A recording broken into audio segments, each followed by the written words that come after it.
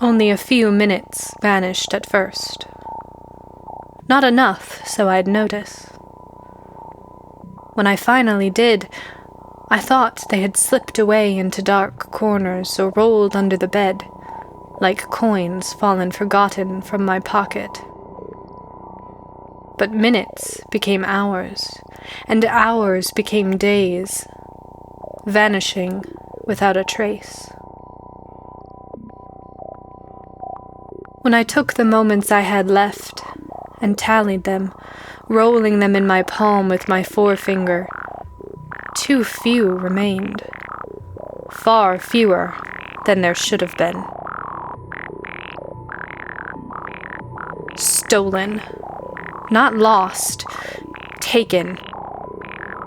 I cradled the precious few in my hands before leaving them in a small pile on my dresser.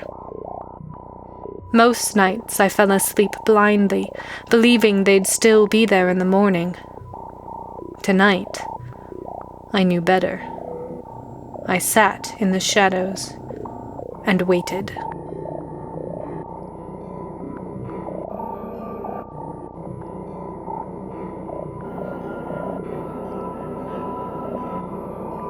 When night was at its blackest, a hand reached through the window.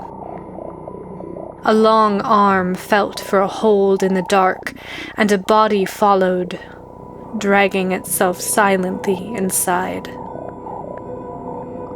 The creature stood like a person, with 2 arms and 2 legs, but its back hunched, its head hung forward.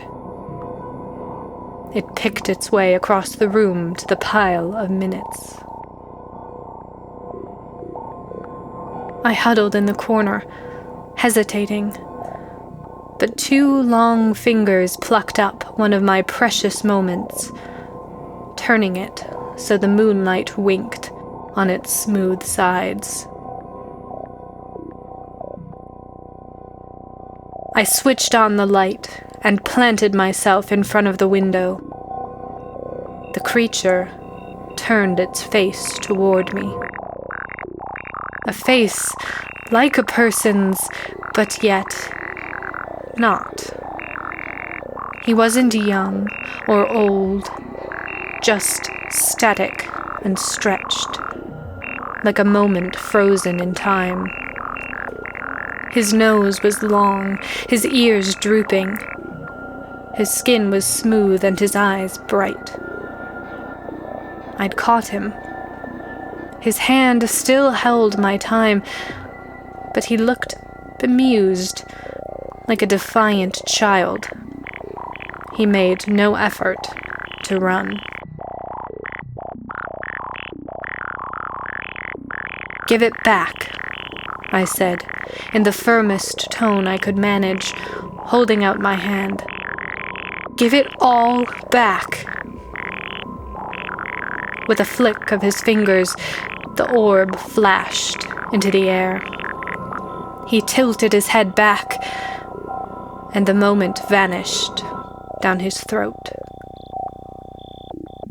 "That's not how it works," he said, licking his lips. "No returns, no refunds, no exchanges. You should have kept better track of your time." I snatched a chair to hit him, but the creature scooped up the rest of the pile and made a funnel from his hands to his mouth. He just had to tilt his head back, and the rest would vanish. His eye glinted, a knowing smile on his lips. My hands shook, still gripping the chair. "They weren't yours." "I didn't think you were using them." He spread his long fingers, and the orbs slid between them, bouncing on the floor. I dove, chasing them and gathering them up. The creature stepped over me. "There's plenty more, if you know where to look," he said. When I looked up from my frantic search, the curtains shifted over an empty window.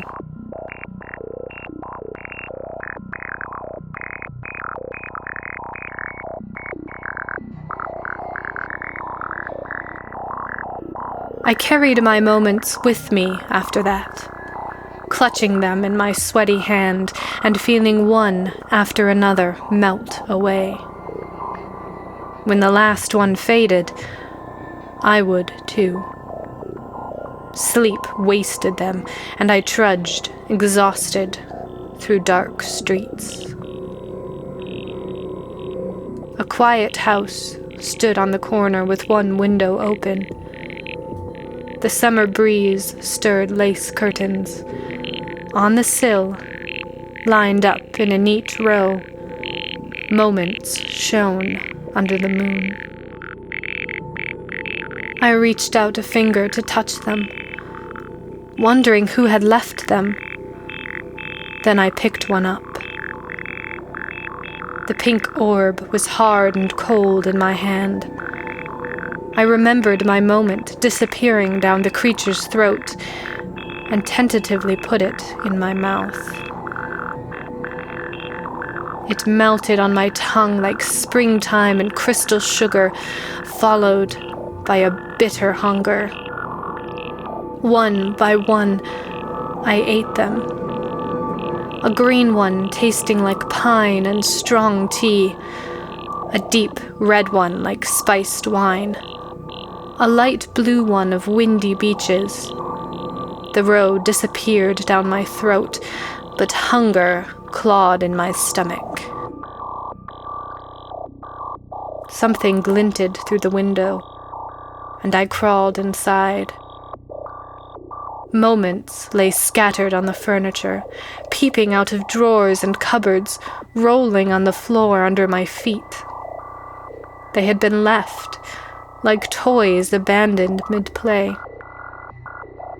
I scooped up as many as I could hold and cradled them in my wrinkled hands like marbles. A rustle came from the bed in the corner. A child sat up, pulling the blankets to her chin, and watched me with eyes as clear as those orbs. The moments belonged to her.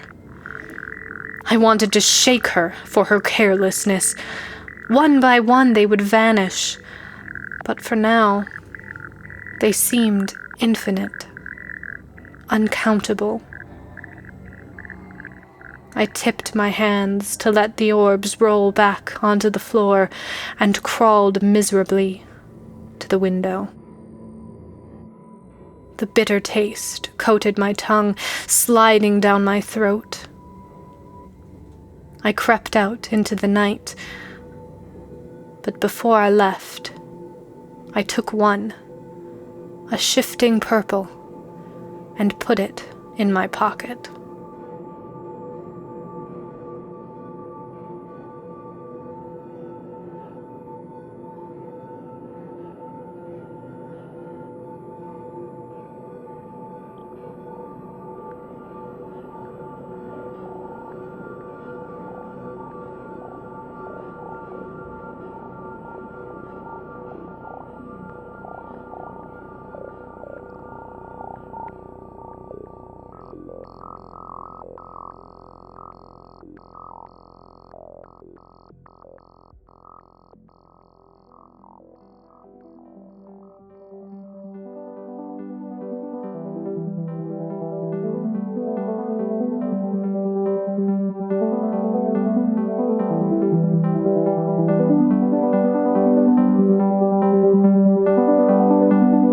Today's episode of Tiny Tales was written and narrated by R.E. Rule. Mixing, music, and production by Frank Nawrot. Additional production by Matthew Ferrandino. If you enjoy our show, please rate, subscribe, and tell your friends about us. Join us on Patreon for as little as $1 per month to gain exclusive access to the Tiny Tales soundtracks. Visit us at tinytalespodcast.com for details. Thanks for listening.